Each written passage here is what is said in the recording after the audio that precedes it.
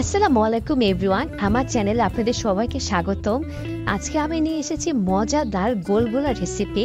আমরা অনেক সময় পুরান ঢাকা বা যে কোনো চায়ের হোটেলে দুপুর টাইমে বা সকালে এই রেসিপিটি দেখে থাকি। খুবই মজাদার। প্রথমে আমি এখানে 1.5 কাপ ময়দা নিয়ে নিচ্ছি, আপনারা চাইলে আটাও ইউজ করতে পারেন। আর এখানে আমি দিয়ে দিচ্ছি 1 টেবিল চামচের মতো ইস্ট। আমি এখানে একটি ভালো ব্র্যান্ডের ইস্ট নিয়েছি, আপনারা চাইলে ভালো একটি ব্র্যান্ডের যে কোনো ইস্ট নিতে পারেন। দিয়ে দিলাম 2 টেবিল চামচের মতো চিনি, আপনারা চিনির পরিমাণটা একটু বাড়িয়ে বা কমিয়ে নিতে পারেন। আর সামান্য লবণ দিয়েছিলাম, সেটা আমার ভিডিওতে কাটা পড়ে গেছে। এবার আমি হালকা কুসুম পানি দিয়ে একটি নরম ডো তৈরি করে নেব। আমার এখানে 1 কাপ এবং সাথে 2 টেবিল চামচের মতো পানি লেগেছে। আর ডোটাকে আমি এরকম নরম করে বানিয়ে নেব।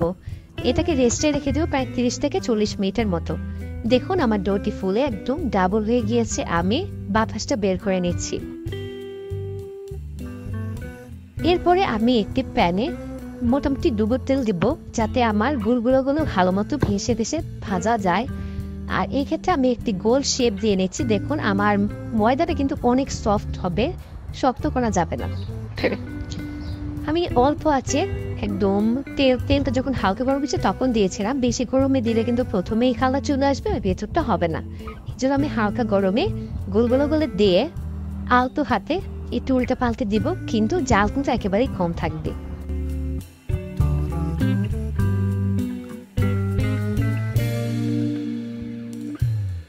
আস্তে আস্তে এরকম গোল্ডেন কালার চলে আসবে, কিন্তু আমি এটাকে আরেকটু লালচে করে নিব। সেই জন্য আর কিছুক্ষণ অপেক্ষা করব হালকা করে। দেখুন কি সুন্দর একটি কালার চলে এসেছে। এরকম পর্যায়ে আমি গোলগুলো সুন্দরভাবে তুলে নেব তেল ছড়িয়ে।